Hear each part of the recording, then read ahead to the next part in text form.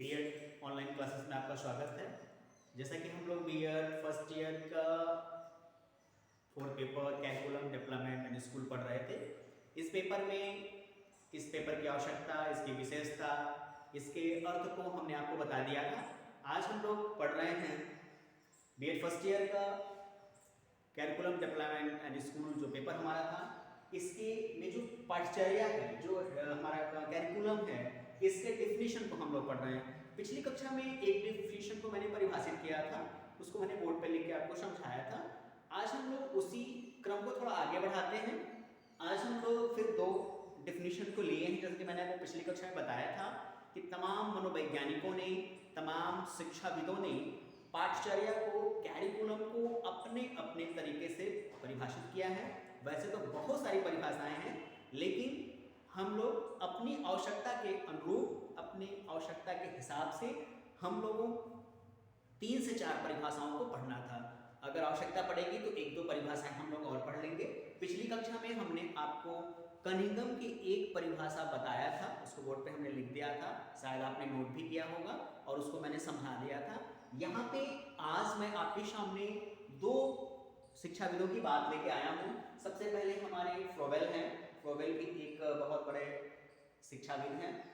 ये शिक्षा की व्यवस्था से संबंधित, समाज की सुधार व्यवस्था संबंधित, समाज की आधुनिक व्यवस्था संबंधित, समाज के समाजशास्त्रीय व्यवस्था संबंधित तमाम तथ्यों पे अपना प्रकाश डाला है। तो फ्रोवेल कैरिकुलम को क्या समझते हैं, हम लोग उसको जानते हैं। जैसा कि बोर्ड पे लिखा हुआ है, फ्रोवेल के अनुसार पाठचर्या क्या है।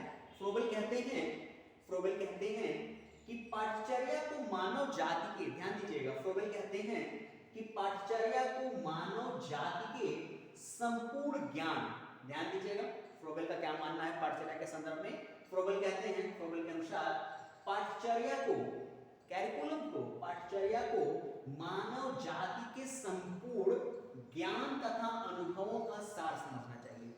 फ्रोवेल का मानना था कि जो पाठचर्या है वह मानव के लिए संपूर्ण नॉलेज है, संपूर्ण ज्ञान है।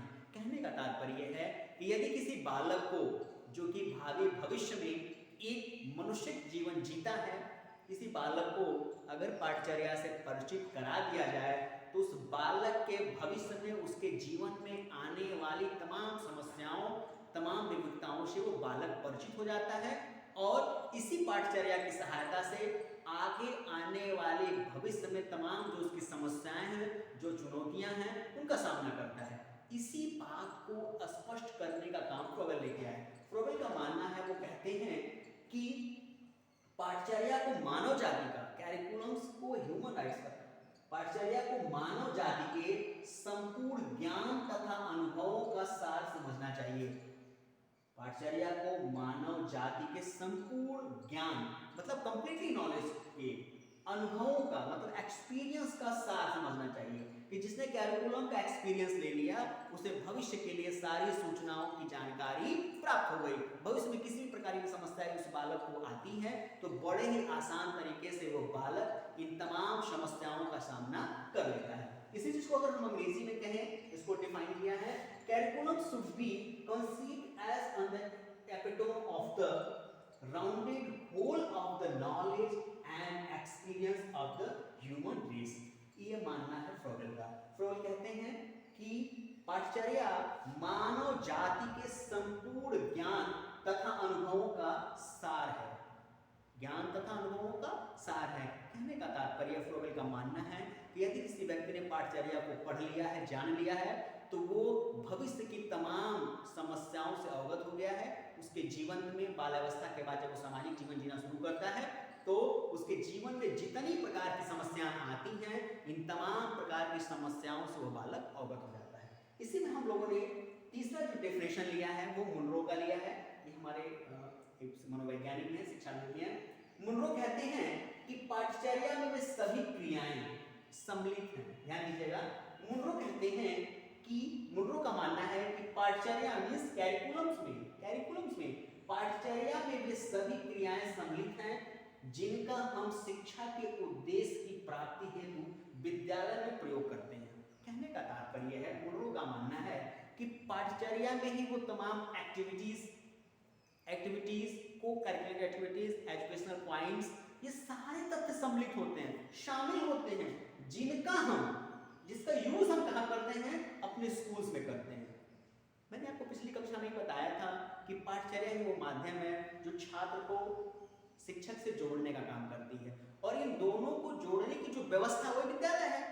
तो उसी बात को उन्होंने अपने हिसाब से पाठचर्या को परिभाषित करते हुए बताया है कि पाठचर्या में वे सभी क्रियाएं सम्मिलित होती हैं, पाठचर्या में वे सभी क्रियाएं सम्मिलित होती हैं जिनका हम शिक्षा के उद्देश्य की प्राप्ति हेतु विद्यालय में उपयोग करते हैं, जिनका हम शिक्षा की प्राप्ति हेतु विद्यालय में उपयोग करते हैं।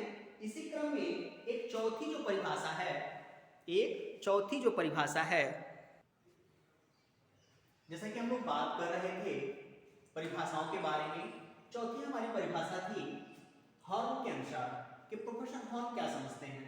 प्रोफेसर हॉर्न का मानना है कि पाठचर्या वह है, प्रोफेसर हॉर्न का मानना है, प्रोफेसर हार्न का मानना है, पाठचर्या वह है जो बालकों को पढ़ाया जाता है। ध्यान दीजिएगा, पाठचर्या वह है जो बालकों को पढ़ाया जाता है, यह शांतिपूर्ण पढ़ने या सीखने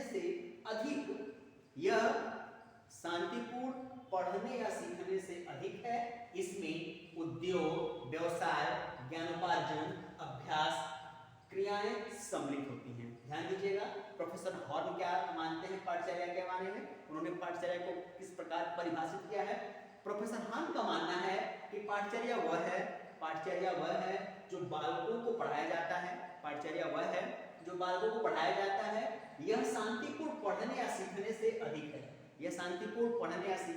अधिक है, इसमें उद्योग, व्यवसाय, ज्ञानोपार्जन, अभ्यास आदि क्रियाएं सम्मिलित होती हैं। इसी प्रकार एक अगले हम शिक्षाविद को लेते हैं, वो है पॉल हिस्ट, फॉरनर है ये।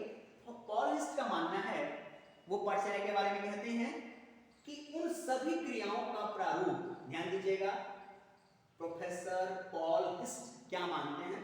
प्रोफेसर पॉल हिस्ट के अनुसार अगर हम पाठचर्या की बात करें तो उन्होंने परिभाषित किया है पाठचर्या को। प्रोफेसर पॉल हिस्ट कहते हैं कि उन सभी क्रियाओं का प्रारूप जिसके द्वारा छात्र शैक्षिक लक्ष्यों अथवा उद्देश्यों को प्राप्त कर लेते हैं, पाठचर्या की संज्ञा दी जाती है। अगर हम अंग्रेजी में इसको डिफाइन करें, the program of activities designed so that pupils will attain as fair as possible Craters education ends of object is known as the curriculum Paul Hist। तो आज की कक्षा में बस इतने ही।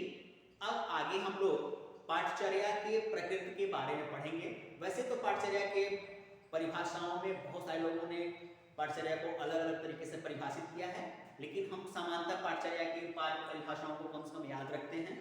अगली कक्षा में हम लोग पाठचर्या के प्रकृति की बात करेंगे। मैं आपको बताऊंगा पाठचर्या का प्रकृति क्या है, नेचर ऑफ कैरिकुलम।